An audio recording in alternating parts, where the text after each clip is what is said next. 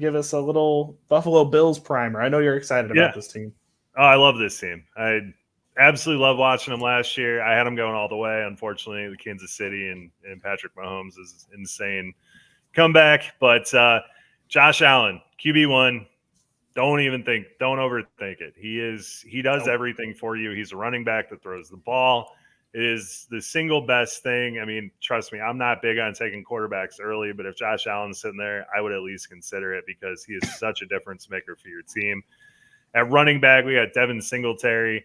He looked awesome last year. He actually put up RB1 numbers going down the stretch there. Now, interestingly enough, we got Devin Singletary going into the last year of his contract. We all know how the NFL doesn't re-up people, especially running backs, when they reach the end of their contract. So James Cook, I gave Josh a lot of flack about this for our dynasty thing because he seems to think that James Cook is the next greatest thing. He walks into a great position. We got Zach Moss on the roster who, was a healthy scratch numerous times. Who knows what's going on with Zach Moss? And Duke Johnson was signed on a 1-year contract. So, you really could be seeing a team that's trying to throw James Cook in there early to mitigate having to pay Devin Singletary or mitigate the impact of losing him after the end of the season here. So James Cook's honestly in a great spot. He right now, what is his ADP on Underdog? Just full disclaimer out there. Me and Joe were only supposed to do Miami and the Jets. Josh and Jordan were supposed to do Buffalo and the Patriots. So our coverage of these two teams is just going to be a little off the cuff, which is fine because we can talk these teams. But as we said, we trim the fat and we're bringing you the real content right now. Exactly. So sorry if we don't have some of these numbers. Oh, no, he's going off at 107, so you're getting him in like the 9th round there. Running back 35. Yeah, running back 35. I mean, I like Singletary a lot. I think you could draft him and feel comfortable as like your RB3, but I wouldn't trust him as an RB2 at all on that one. The wide receivers, we got Stefon Diggs. He is going to kill it as he always does. The connection that him and Josh Allen have is just ridiculous. A lot of people are expecting Gabriel Davis to really solidify the wide receiver 2 role. We saw that monster game from him last year. That is got to be the single-handed most remembered performance of any fantasy football player in the last 10 years because it was one game, and I think that vaulted his ADP up 40 spots this year. I don't think you're wrong. No, I mean, I like it. I love Gabriel Davis. He looks really good. He looks like he's got the talent there. But they also have Jamison Crowder, which they signed. They have Khalil Shakir, what they brought in, Isaiah McKenzie. Somehow Tavon Austin's still floating around out there on this team. I don't know how he's not retired yet. But I really like Jamison Crowder. I think he is an upgraded Cole Beasley on there. And we know Josh Allen likes that little out route to him, kind of over the middle right there. So I think Jamison Crowder could be a sneaky cheap player to have on your team. For the price that you're paying for Gabriel Davis, it's risky. I'm just going to put it out there. I don't, we saw one game of it. Emmanuel Sanders is no longer there. So if you want to use the transitive property, he should slot right in there. But even then Emmanuel Sanders wasn't exactly lighting up the scoreboard either. So I think you got Stefon Diggs and that's really it on the wide receivers that I would massively trust. Jamison Crowder is going to wide receiver 61, so he's essentially free. If you're in an underdog draft right now, take him as your last pick. I don't think that would hurt you in the least bit on that one. The tight ends, Dawson Knox, he was awesome last year. He was so efficient. He had multiple 2-touchdown games. I loved having him on the roster. The addition of O.J. Howard scares me a little bit. O.J. Howard really didn't do much with the Bucs. We saw it his rookie year and his second year. He had some games where he was very good. He fought injuries and stuff. Well, now he has a fresh start in Buffalo, and for his size and speed, I could see them trying to incorporate him a lot. So that definitely takes a little bit off Dawson Knox's plate. I'm not nearly as high as I was on him going into the offseason. Billy, you like anything on the offense here that I didn't talk about? I love Gabriel Davis. So Gabriel Davis was my biggest buy going into the offseason. I still believe in Gabriel Davis. I might have cooled off a little bit, but I just think if you're going to project this team out, and this is why he was my buy, because how many good years can Stefon Diggs have left in the tank? So if we're talking redraft, Stefon Diggs is still the guy. Gabriel Davis, I can still see why you would not fully believe in him. He's going to have some pop games this year, but maybe not consistently getting the numbers that you're expecting from him. But dynasty wise, I think Gabriel Davis is the guy that you buy right now, and then he ends up getting really good for you in about 3 years. He was only drafted in 2020, and he showed what he was capable of in the playoff game. I mean, if you're able to do it at that position, and like in the biggest game that you've played in, and you're able to do that, like it was just special. And he was not just like, there was a couple routes that he ran they were just nasty, filthy routes that left him wide open in the end zone. And people were like, well, he was wide open. I was like, yeah, because Gabriel Davis shook the defensive back out of his shoes. Like, that's why he's out wide open in the end zone. So I think there's just a lot of talent there. And I think he's one of those guys where, like, in about 3 or 4 years, we're going to be looking back like, man, Gabriel Davis was really cheap. It's kind of like, remember when Davante Adams first came in, and we all said that Davante Adams can't catch the ball. Like, we were all saying he had butterfingers when he was playing next to Jordy Nelson. Like, we were just like, well, he'll never be the next guy. And then Davante Adams being the best wide receiver in the league for the next, 3 or 4 years after that. So, I'm not saying that, okay, this is going to come off as me saying Gabriel Davis is basically Davante Adams, but I'm saying, I think he's going to be one of those guys we look back at and we're going to say, hey, I remember when we considered Gabriel Davis just the guy that had that one big game once. Like, I think that's just how we're going to think about him. Yeah, I'd follow you down that road. I don't know how many. Plus, he's tied to Josh Allen. Score.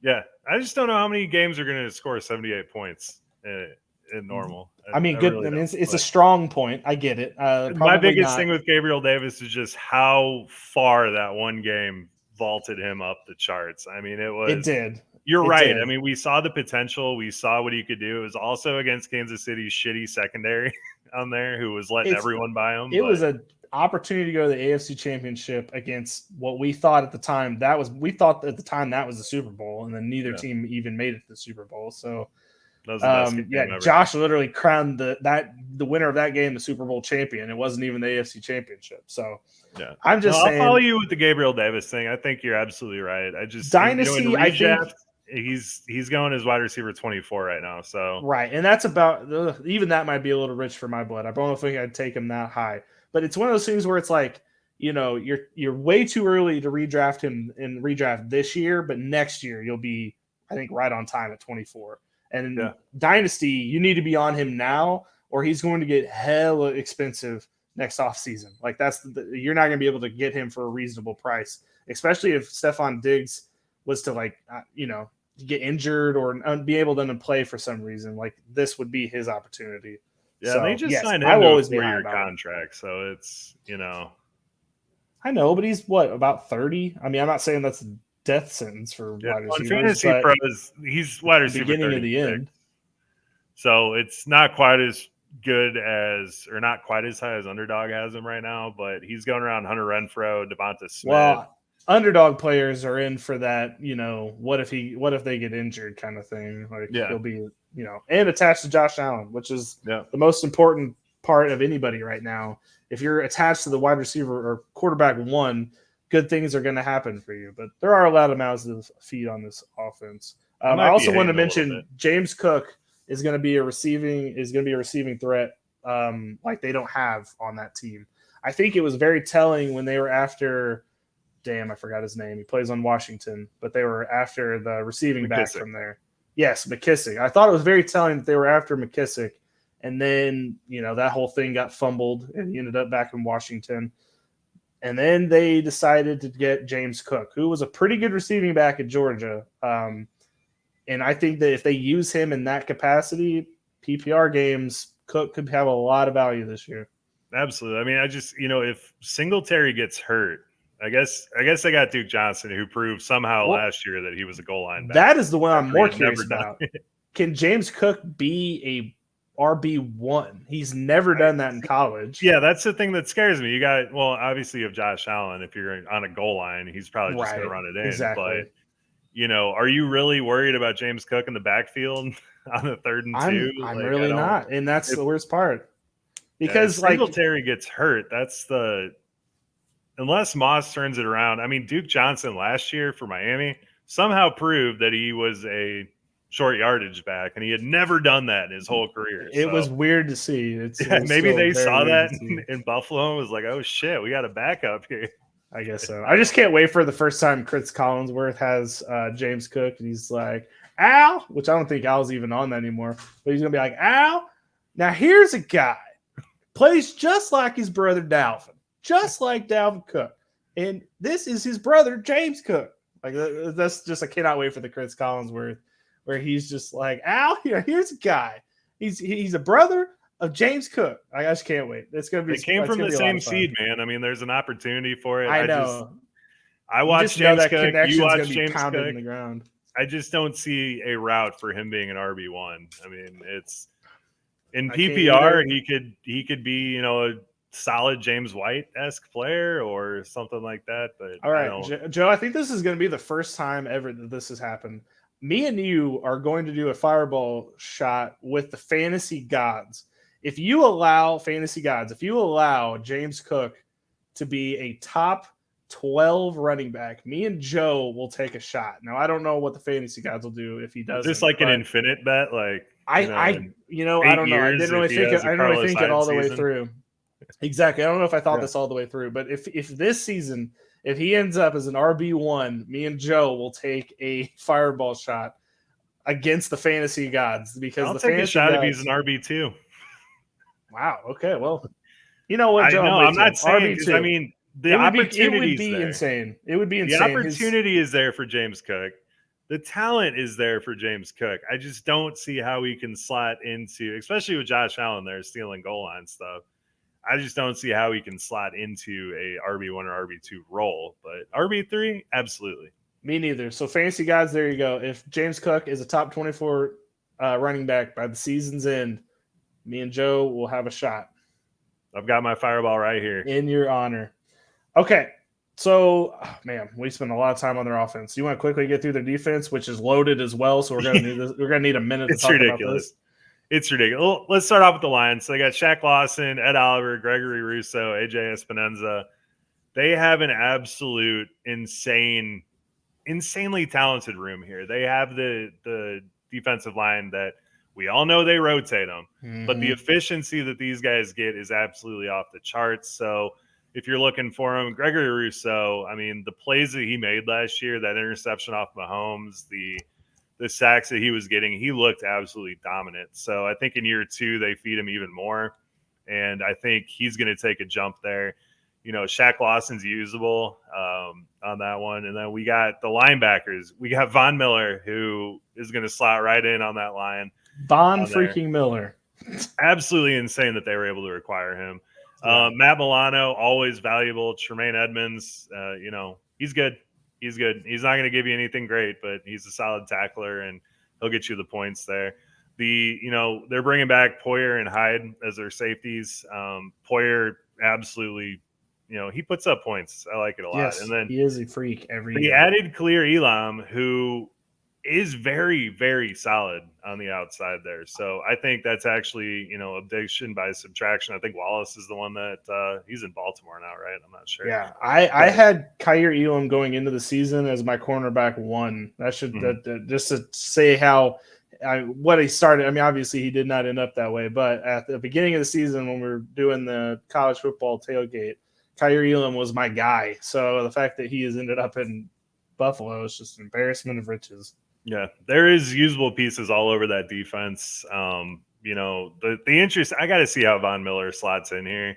I feel like at his age, the way he performed last year, he hasn't really lost much of a step. But with the way they rotate those guys, he could honestly be very effective rushing the passer there. So yeah, for sure. All right. Well, the over-under for the Buffalo Bills is 11.5.